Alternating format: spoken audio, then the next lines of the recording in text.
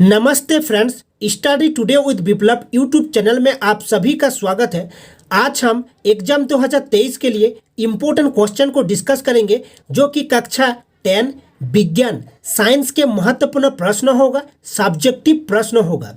तो एग्जाम 2023 के लिए इम्पोर्टेंट क्वेश्चन को डिस्कस करेंगे, साइंस से रिलेटेड है, सब्जेक्टिव क्वेश्चन है, आपको परीक्षा में देखने को मिलेगा क्योंकि इसी टाइप के क्वेश्चन परीक्षा में पूछे जाते हैं, आपको परीक्षा में देखने को मिलेगा। एग्जाम 2023 के लिए मोस्ट इम्पोर्टेंट क्वेश्चन होगा। तो चलिए क्वेश्चन को डिस्कस करते हैं। याद रखिएगा ये वेस्ट क्वेश्चन है, आपको परीक्षा में देखने को मिलेगा, रिपीटेड क्वेश्चन है। तो चलिए सब्जेक्टिव क्वेश्चन को डिस्कस करते हैं। वीडियो को दोस्तों में शेयर करिएगा, वीडियो को लाइक करिएगा, चैनल के साथ जुड़े रहिएगा। तो क्वेश्चन को ध्यान से देखिएगा। क्वेश्चन नंबर 1 को देखिए, वीडियो को अंत तक देखिएगा क्योंकि आपको एग्जाम में क्वेश्चन इसी टाइप के पूछे जाएंगे। निकट दृष्टि दोष एवं दीर्घ दृष्टि दोष में अंतर लिखिए।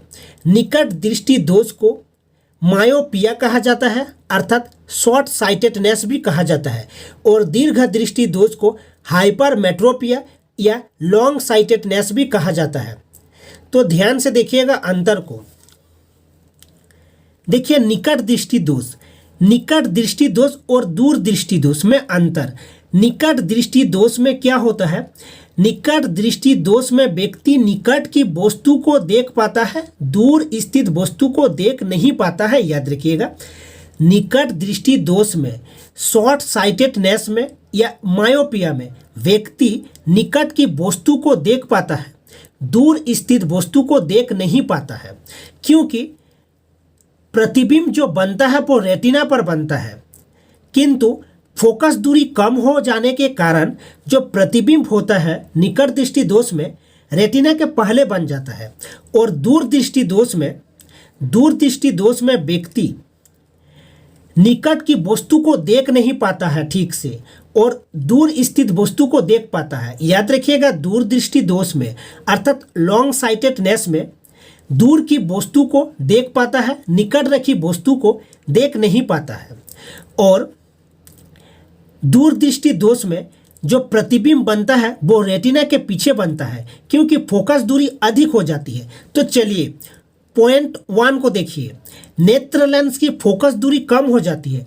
निकट दृष्टि दोष में नेत्र लेंस की जो फोकस दूरी होती है वो कम हो जाती है और फोकस दूरी कम हो जाने के कारण प्रतिबिंब रेटिना के पहले बन जाता है। याद रखना। नेक्स्ट देखिए, दूर दृष्टि दोष में नेत्र लेंस की फोकस दूरी अधिक हो जाती है। इन पॉइंट को याद रखना कि निकट दृष्टि दोष में जो फोकस दूरी होती है वो कम हो जाती है और दूर दृष्टि दोष में फोकस दूरी अधिक हो जाती है।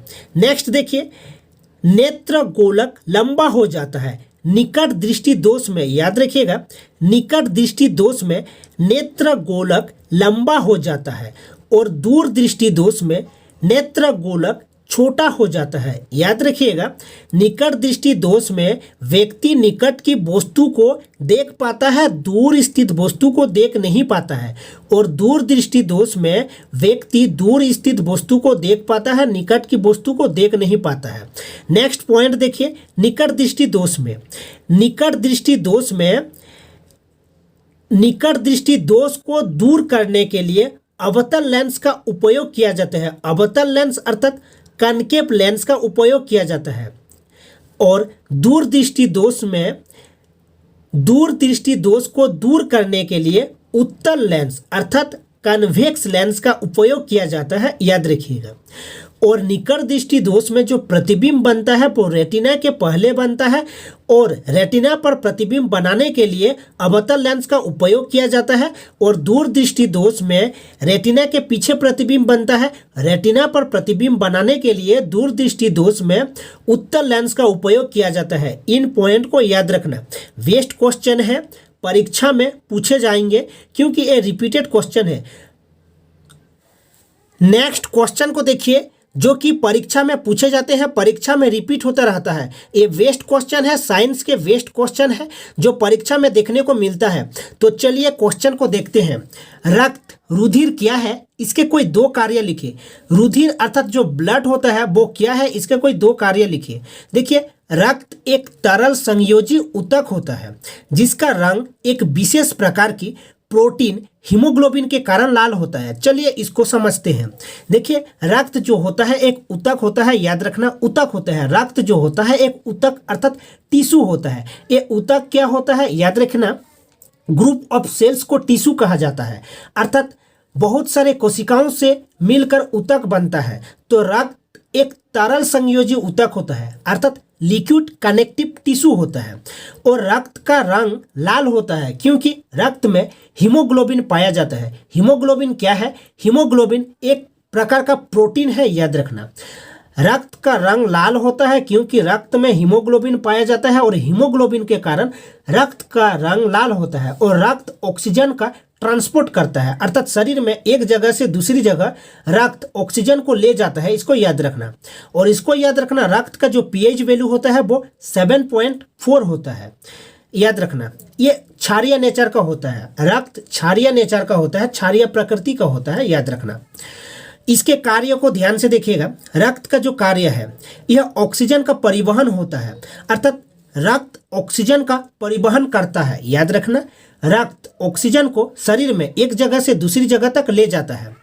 यह शोषण के समय, रक्त शोषण के समय बनने वाले कार्बन डाइऑक्साइड अर्थात CO2 को वापस फेफड़ों तक लाता है, याद रखना। इसको इंपॉर्टेंट क्वेश्चन है, एग्जाम में देखने को मिलता है। तो रक्त का रंग लाल होता है क्योंकि हीमोग्लोबिन पाया जाता है रक्त में, और हीमोग्लोबिन एक प्रकार का प्रोटीन होता है, याद रखना, ठीक है। और रक्त शरीर में ऑक्सीजन का ट्रांसपोर्ट करता है, याद रखना इस पॉइंट को, ठीक है। नेक्स्ट क्वेश्चन को देखते हैं। नेक्स्ट क्वेश्चन को देखिए, इंपॉर्टेंट क्वेश्चन है, परीक्षा में पूछे जाते हैं, आपको परीक्षा में देखने को मिलेगा। वेस्ट क्वेश्चन है। निम्नलिखित का सामान्य नाम क्या है।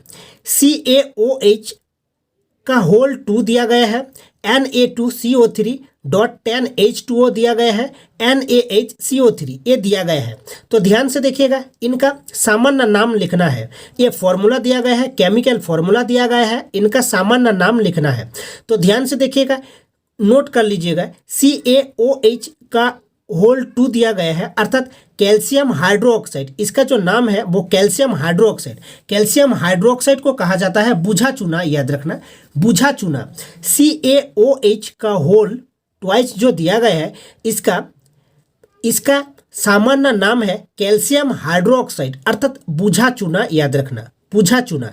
नेक्स्ट देखिए, Na2CO3.10H2O अर्थात सोडियम कार्बोनेट डेकाहाइड्रेट, याद रखना, सोडियम कार्बोनेट डेकाहाइड्रेट, जिसे कहा जाता है धोवन सोडा अर्थात वॉशिंग सोडा, याद रखना, वॉशिंग सोडा। Na2CO3.10H2O अर्थात सोडियम कार्बोनेट डेकाहाइड्रेट, नोट कर लीजिएगा, वॉशिंग सोडा अर्थात धोवन सोडा। नेक्स्ट देखिए, NaHCO3 अर्थात सोडियम हाइड्रोजन कार्बोनेट या सोडियम बाइकार्बोनेट, जिसे कहा जाता है खाने वाला सोडा, इसे कहा जाता है खाने वाला सोडा, सोडियम हाइड्रोजन कार्बोनेट या सोडियम बाइकार्बोनेट। तो वेस्ट क्वेश्चन है जो परीक्षा में पूछे जाते हैं। मिलते हैं नेक्स्ट वीडियो में।